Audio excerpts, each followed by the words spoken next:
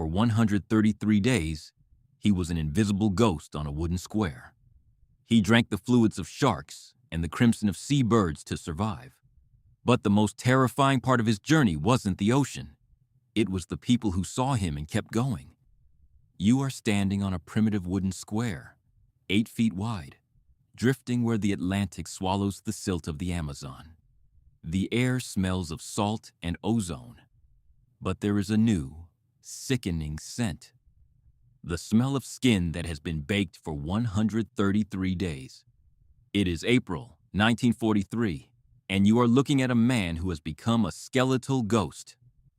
His fingers are curled like talons around a length of hemp rope, obsessively counting the knots. Each knot represents a sunrise he was never supposed to see. The mission of the SS Benlomond was simple: transport coal from Cape Town to South America under the shroud of wartime silence. It was November 23, 1942, when the steel hull met the kinetic fury of a German torpedo. In just 2 minutes, 54 men were dragged into the dark, viscous flow of the sinking vortex. Poon Lim was the only soul spat back out by the tide, alone in a world of blue. He began his journey with 40 liters of water and a handful of biscuits. The survival metrics were clear. A man should last perhaps 2 weeks on such meager rations before the hollow hunger wins. But Lim ignored the tactical blunders of his unescorted vessel and the extreme deprivation of the equatorial sun. He used the wire from an electric torch to catch seabirds, drinking their warm fluids to combat the salt. His skin began deteriorating, turning a raw, angry crimson under the relentless UV radiation. He was a steward, yet he was outlasting the very warships that hunted the horizon. Why did a passing freighter see his signal flare and choose to steam away into the haze? The official logs of the U.S. Navy show a patrol plane dropped a marker buoy, yet no rescue ever arrived for the man on the raft. We can explain the shark hunt and the rain catchment, but we cannot explain the terrifying silence of those who saw him. What did they see in that 8-foot square of wood that made them leave him to the deep? The math of his survival is documented, but the betrayal remains hidden. The SS Benlomond didn't just sink, it vanished. Within 120 seconds, the Atlantic swallowed the steel hull and 54 men, leaving only a chaotic debris field. But Poon Lim defied the suction of the dark vortex. He scrambled onto a wooden square, a simple 8-foot island in a world of salt. He wasn't a sailor, he was a steward. Yet he was the only one who found the strength to climb. Look at the jagged wood grain on the edge of this life raft. The initial inventory was a mockery of the journey ahead. 40 liters of water, a few tins of biscuits, some chocolate, and a handful of flares. To a man in an office, it looks like a supply. To a man at sea, it is a countdown. Lim sat in the silence, watching the sun set over a grave 5,000 meters deep. He had no map, no rudder, and no way to steer his wooden cage.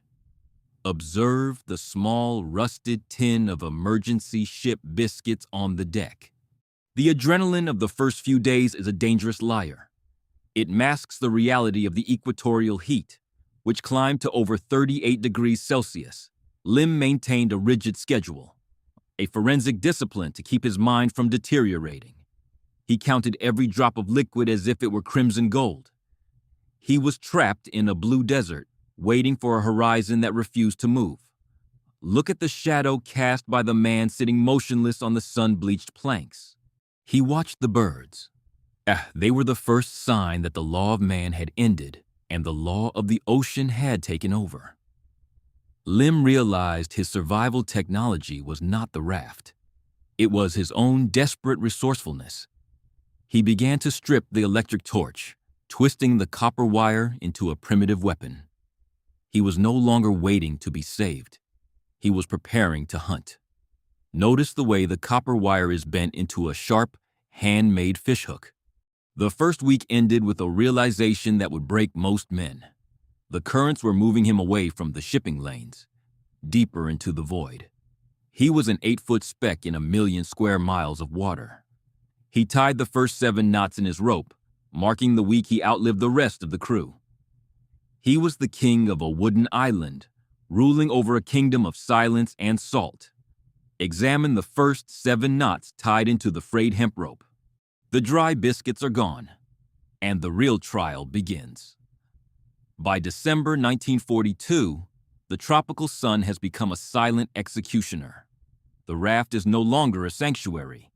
It is a clinical observation deck for the slow process of a human body, deteriorating. Lim's water rations are measured in drops, not gulps.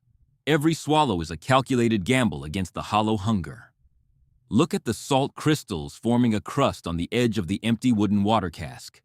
The first gear failure isn't a broken engine, it is the rain. The clouds gather, teasing with the promise of life, but the squalls are violent and brief. Lim has to use his canvas life jacket cover as a catchment system. It is filthy, covered in sea salt and grit, turning the fresh water into a bitter gray slurry. Survival is a messy, unglamorous business. Observe the stained canvas fabric stretched across the corner of the raft to catch the rainwater. Then comes the hunger. It is a vicious, gnawing thing that strips away the civilized man. Lim watches the seabirds circling above. They are not companions. They are floating canteens. He waits for hours, motionless, a skeletal predator in a sun-bleached cage. When he finally catches one, he does not waste a single drop of the bird's viscous flow. It is his only shield against dehydration. Look at the scattered white feathers stuck to the blood-darkened wooden planks. But birds are small prizes. To survive the next 100 days, he needs something bigger. He needs a shark. He takes the electrical wire from his electric torch, braiding it into a jagged, lethal hook. He uses the bird's remains as bait, inviting the monsters of the deep to his 8-foot island. It is a suicidal strategy, bringing a predator onto a floating coffin. Notice the crude, hand-twisted copper wire hook glinting in the harsh, vertical sunlight. The struggle is silent and brutal. A small shark takes the bait, thrashing against the wood, its skin like sandpaper tearing at Lim's fading strength. He kills it with a salvaged nail, drinking the fluids and carving the flesh into strips to dry in the sun. This is the moment the steward vanished. He's become a part of the ocean's dark machinery. Examine the long, translucent strips of shark meat hanging from the raft's primitive rope line. The barometer is dropping, and the skin on his legs is covered in raw, saltwater sores. The moisture is being sucked out of him by the very air he breathes. He is now 50 days into a journey that was supposed to end in a week. The Atlantic is an indifferent witness to his transformation. He is still tying the knots, but his hands are shaking now. Look at the shaky, uneven spacing of the 50th knot tied into the salt-stiffened hemp rope. The ocean is a master of psychological warfare. By day 80, the isolation isn't just a physical state, it's a weapon. Poon Lim's world has shrunk to the size of a jail cell made of sun-bleached timber. The hollow hunger is no longer a guest, it is the landlord. His body is a map of saltwater sores and fading muscle. But the real disaster isn't what he lacks, it's what he finds. Look at the jagged, sun-faded tally marks carved into the side of the wooden raft. A smudge appears on the horizon. A freighter, steam billowing from its stacks. Lim burns his precious flares, sending a desperate crimson signal into the heavy Atlantic air. The ship alters course. It moves closer, close enough for Lim to see the faces of the crew looking over the rail. And then, the engine pitch changes. They turn away. They leave him to the silence. Examine the spent blackened casing of a 1942 emergency signal flare. They were afraid of a trap. In 1942, a lone man on a raft was often used as a decoy for a waiting U-boat. Lim isn't a human being to them. He is a tactical risk. He watches the smoke from their funnel disappear, realizing that the law of the sea has been replaced by the law of war. He is trapped in a theater of indifference. Look at the wide-angle shot of the empty horizon, where the ship's wake has already been erased by the swells. Then the sky offers a different kind of betrayal. A U.S. Navy patrol plane roars overhead, a silver bird in the blue void. They see him. They circle twice and drop a marker buoy into the water. Lim believes the ordeal is over. He waits for the rescue ship that must be following, but a storm rolls in.